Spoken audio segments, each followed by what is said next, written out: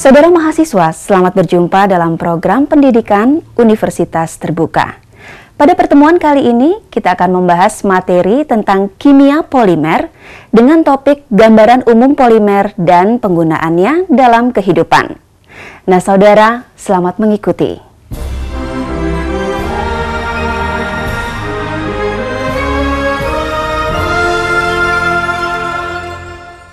Saudara mahasiswa, sebelum mengikuti program ini, Anda sebaiknya terlebih dahulu membaca buku materi pokok kimia polimer dengan teliti, khususnya modul 1 dengan judul Gambaran Umum tentang Polimer.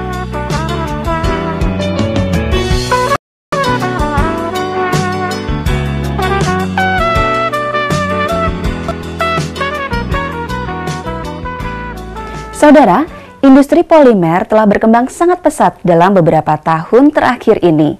Bahkan, industri polimer dapat dipandang sebagai industri dasar dalam sebuah negara industri.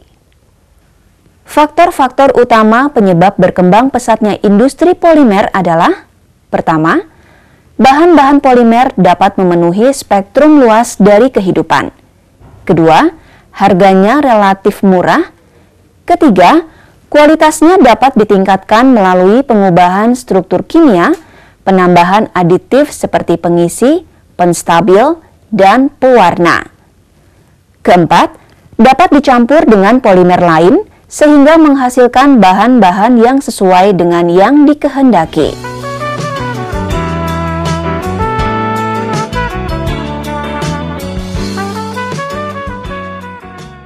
Saudara, polimer merupakan molekul raksasa atau makromolekul yang terbentuk dari susunan ulang molekul-molekul kecil atau disebut dengan istilah monomer. Contoh yang paling sederhana dari reaksi polimerisasi adalah pembuatan polietilen. Adapun reaksinya adalah N-molekul etilena dengan rumus CH2 ikatan rangkap 2 CH2 dapat berpolimerisasi menjadi polietilena dengan rumus CH2 ikatan rangkap 2 CH2 kali. Huruf N menunjukkan jumlah unit ulangan, disebut juga derajat polimerisasi atau dP. Jika N kurang dari 500 disebut oligomer. Jika N lebih dari 500 biasa disebut polimer.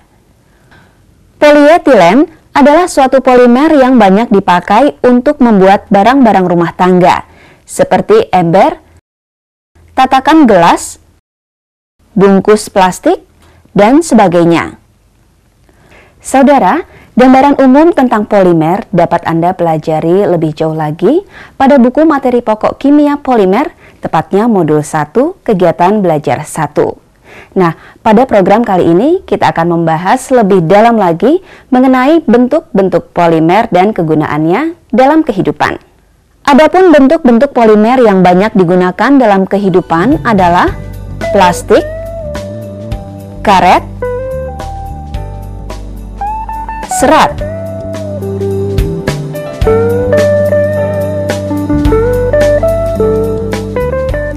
Saudara mahasiswa, berdasarkan asalnya, polimer dapat kita golongkan menjadi dua golongan, yaitu polimer alam dan polimer sintetis.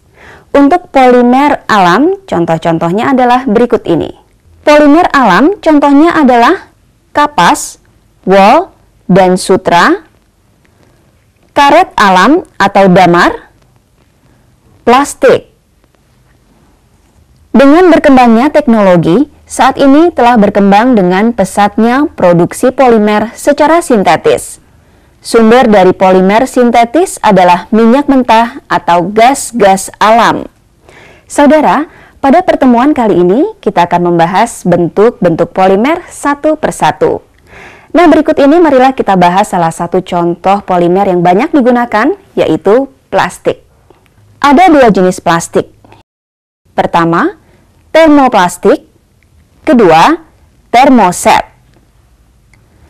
Sifat dari polimer termoplastik adalah: pertama, melunak saat dipanaskan. Kedua, mengeras saat didinginkan. Dan ketiga, dapat dilelehkan dan dibentuk. Beberapa contoh polimer termoplastik adalah: pertama, vinilik, yaitu polivinil klorida atau PVC. Kedua, polimer fluora, yaitu teflon. Sifat polimer termoset tidak meleleh saat dipanaskan.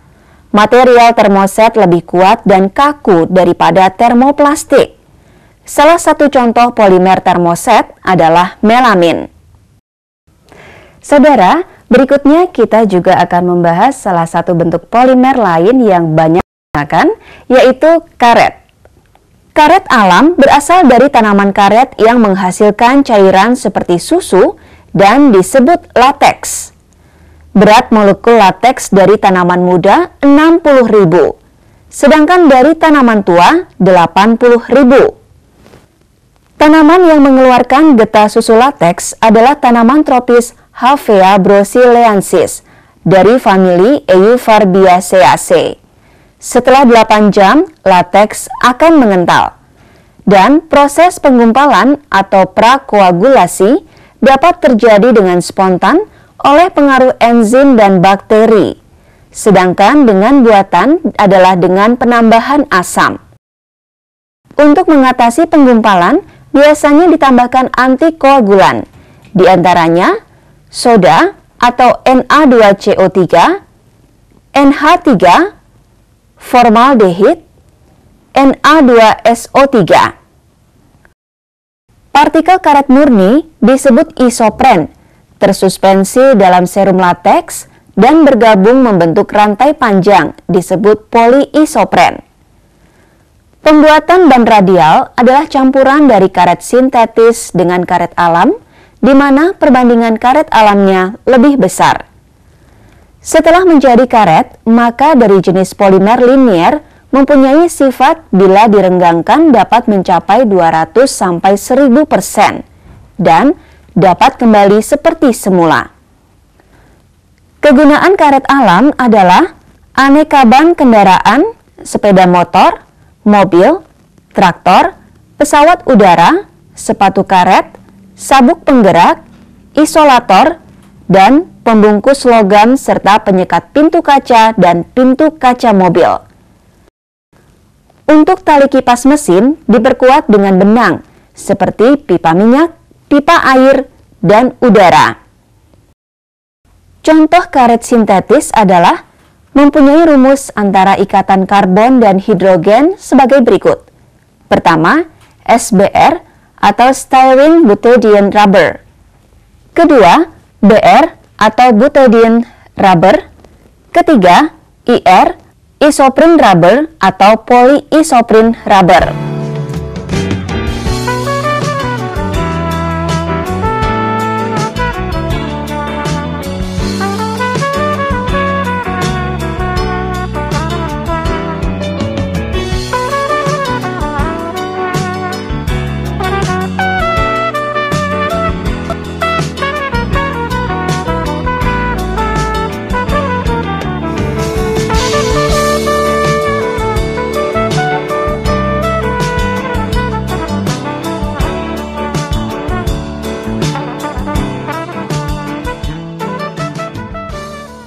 Nah saudara, berikut ini kita juga akan membahas salah satu contoh polimer yang juga banyak digunakan dalam kehidupan sehari-hari, yaitu serat. Contoh serat alam adalah kapas, bulu biri-biri, sutra, linen, dan sebagainya. Dalam kehidupan sehari-hari kita dapat mengenal serat alami dari tumbuhan, yaitu rumput laut dan serat alami dari binatang yang dibuat oleh ulat sutra. Daun mulberry atau murbei dapat membentuk air liur yang bening dari ulat dengan jumlah yang lebih banyak. Kualitas sutra berbeda-beda tergantung jenis ulat yang memproduksi kepompong. Ulat sutra yang diternakan atau cultivated di sericulture atau peternakan ulat sutra. Dengan begitu, kepompongnya menghasilkan serat yang sangat tipis dan mengkilat. Sementara, ulat yang ada di hutan akan menghasilkan produk sutra yang berbeda karena jenis makanannya adalah pohon oak dan daun-daun liar, dan serat yang dihasilkan berwarna agak kecoklatan serta tidak sehalus dan semengkilat cultivated silk. Dengan begitu, kepompongnya menghasilkan serat memiliki tekstur yang sedikit kasar dan berserat atau slabby seperti shantung dan dupong. Seekor ulat sutra yang hanya berukuran 7,5 cm dapat menghasilkan benang sepanjang 900 meter. Saudara, sutra banyak disukai karena jenis bahannya yang lembut. Ciri dan karakteristik sutra antara lain adalah sangat lembut di kulit, glamor, dan bahannya jatuh atau flowing, menyerap keringat, perawatan sebaiknya dengan dry cleaning dan tanpa kaporit.